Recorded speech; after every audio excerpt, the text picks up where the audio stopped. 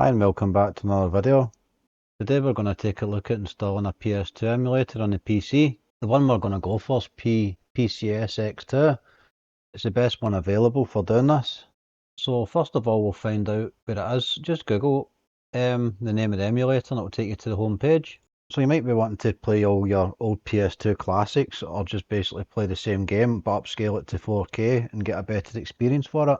If so, this is the emulator for you. So once we're in the home page, I mean if you want you can read the blogs and information about it. Just gives you a little information around the project.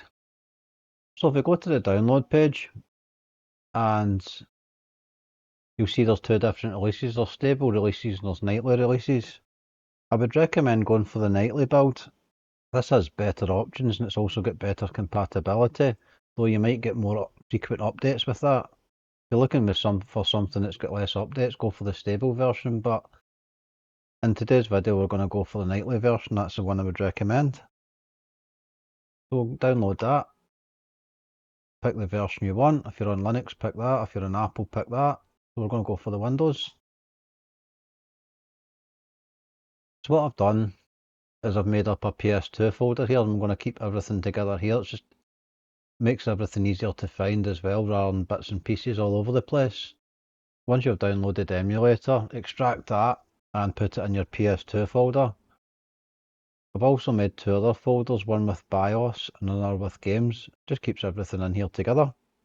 So before we go ahead, what we'll do is we'll grab the BIOS as well. The legal way to do this is just grab it off your existing console. But there are other ways to do it, which I'm sure you'll know about. The BIOS I'd recommend going for is the 39001 or the 39002. These are the most stable BIOSes. They've got more compatibility and the emulator seems to accept them a lot better.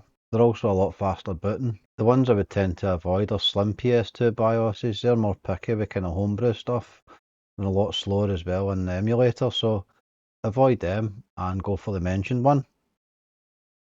So once you've got your BIOS, put that into your BIOS folder. You can have multiple BIOSes in here if you so wish. Any games you've got, put them in your games folder.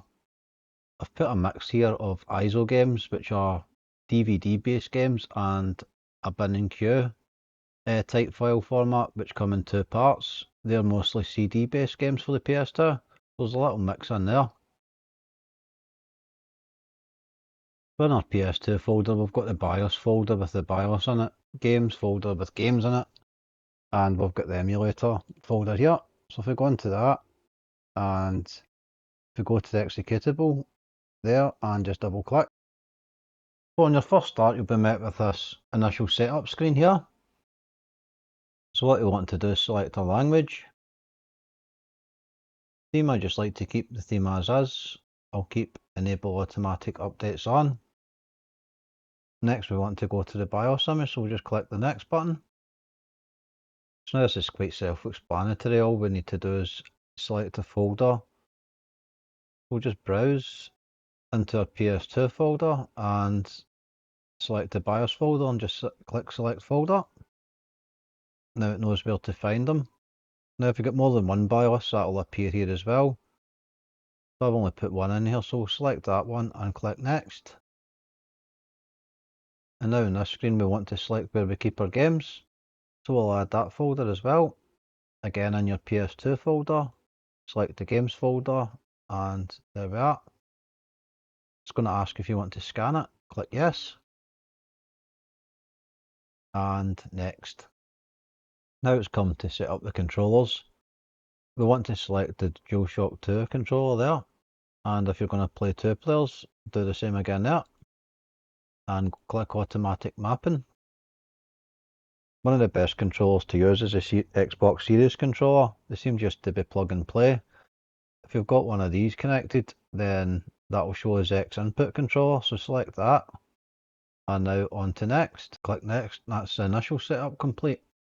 So before we start playing games, what we'll do is we'll look at maximising the graphics setting to suit your PC. What I'm going to do here is put the settings in for a kind of mid-range PC. Now if you've got a higher spec PC, you can always set them a little higher than what I'm doing here, but I'm going to set it for something in between.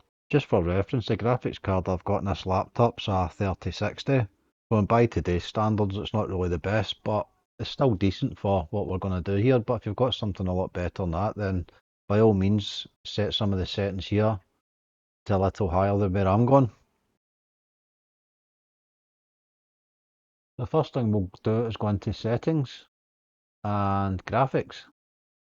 In the graphics API, we want to select Vulkan here. The reason for that is a lot faster, especially in NVIDIA and AMD GPUs. More optimized and stuff like that, so you're definitely better using that one. If you can avoid the DirectX ones, I mean they do work, but they're kind of hit and miss. They're not really optimized, so you're kind of get 20 to 30% less performance if you use them. So if you've got a decent graphics card, definitely choose the Vulkan API. For your graphics adapter, just make sure it defaults to your GPU.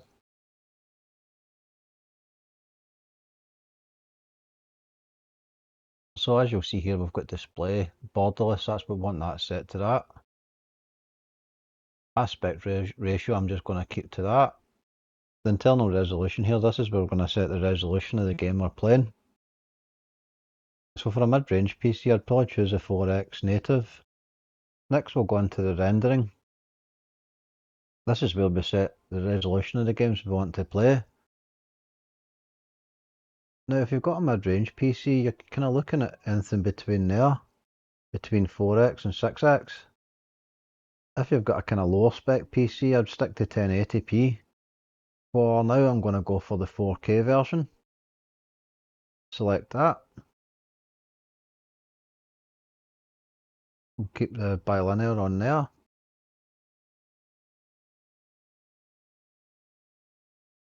Now the anisotropic filtering, I'm sure I'm probably saying that wrong.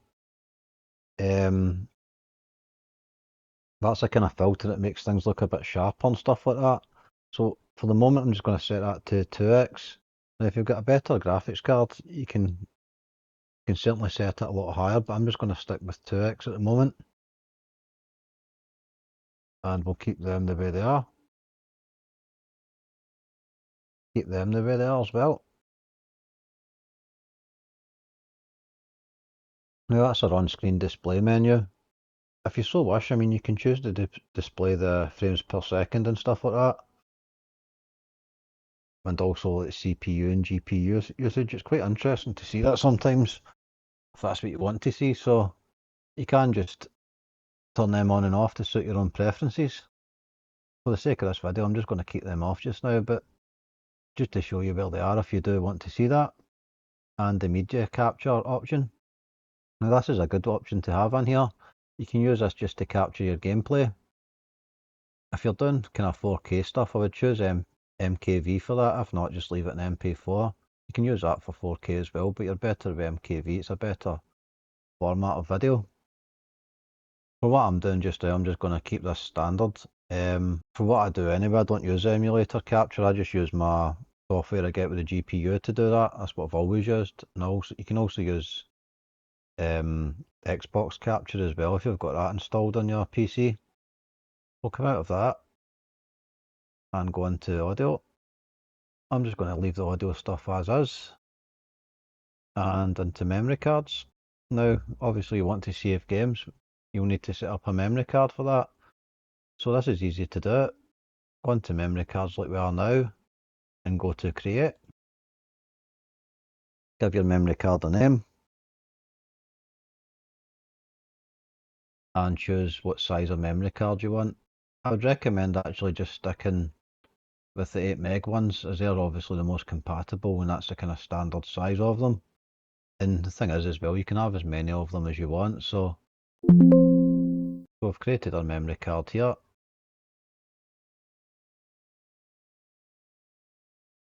And the next setting down is network and hard drive stuff. I'm just going to leave that off at the moment, but again, I think there are servers still available for certain games. If you've got that information on them, you can enable that and play online.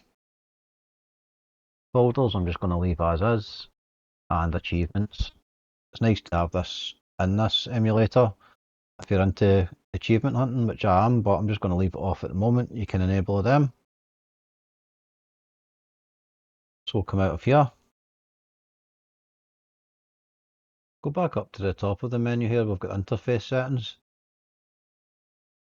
There's different options you can... There's different options here you can choose to have on or off. Most of them are kind of self-explanatory. I'm not going to enable that here, but I usually have that on, so when you boot up the emulator, it just starts full screen, which is good. So you probably want to have that selected. And everything else I'll probably just leave to as it was, and you can also check for new updates of that build. The nightly build does update quite a lot, so it's always worthwhile checking in here. And the games list folder. If you ever change where you keep your games, if you've got an external hard drive with games or that on it, you can just go in here and add the directory to here, and the emulator will automatically pick up where your games are kept. Same with your BIOS. If you want to change BIOS for certain games, sometimes you might get a slight problem with one of the BIOSes. Just have a bunch of BIOSes in here and just choose the one you want.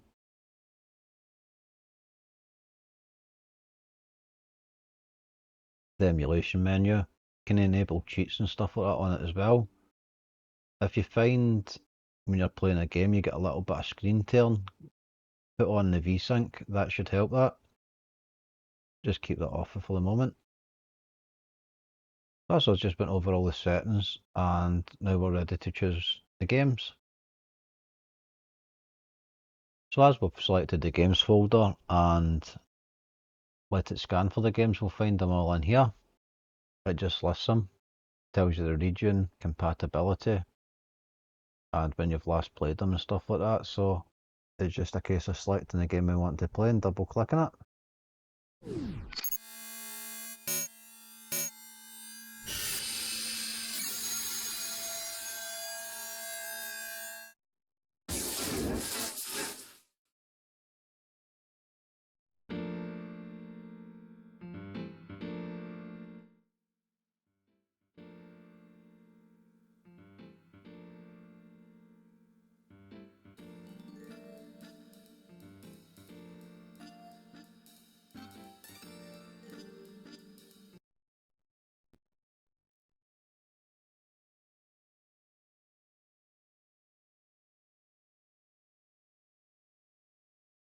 If you've not selected full screen, just double click on that and it should go to full screen.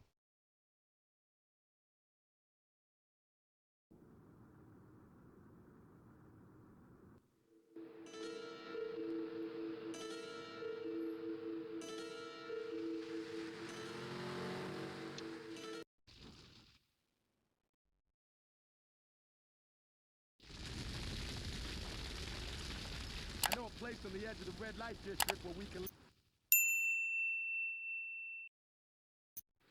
lay low, but my hands are all messed up, so you better drive, brother.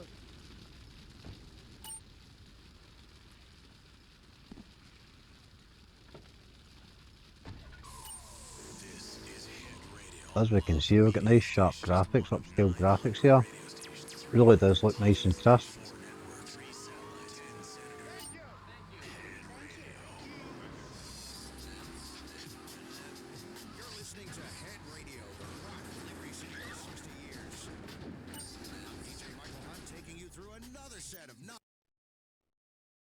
So to come out the game, just press the escape key and we'll get this little menu here.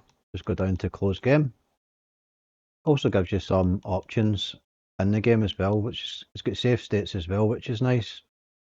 Means if the game's not got a save point traditionally for the memory cards, you can just save it anyway and continue exactly where you left off.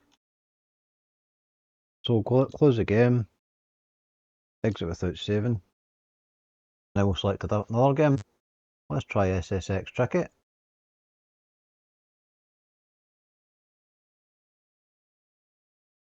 Sometimes you get little recommendations there. Sometimes it's worthwhile taking heed what it says and trying it if you feel as if you've got issues with the game.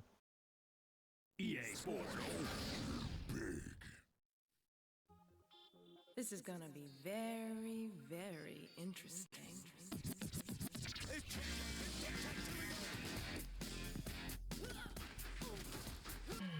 Welcome to SSX.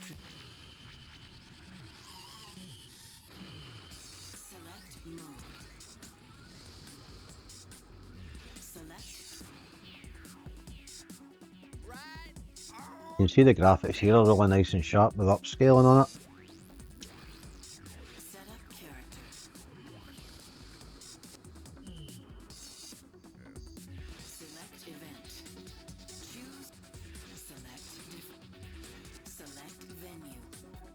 Time to.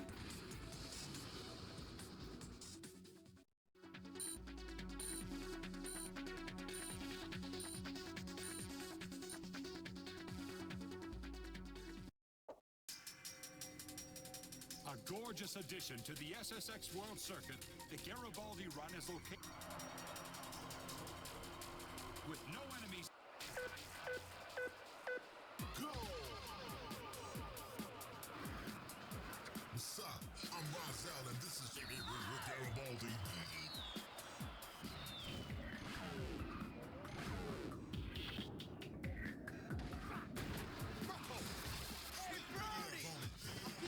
Not played this game for a good while. It's what used to be one of my favourites on the PS2.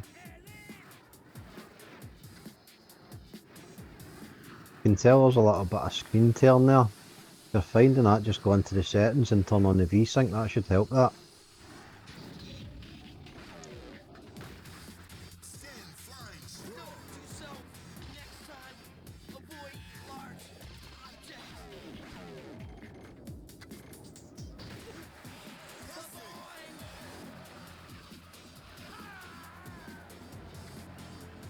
Give me that frequent flyer mouth!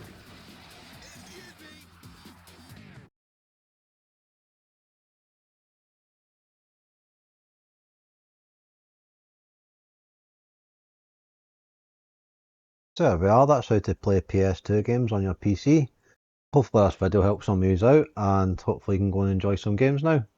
Thanks again for watching. Any questions, just put them down below, and when I get a chance I'll answer them the best I can.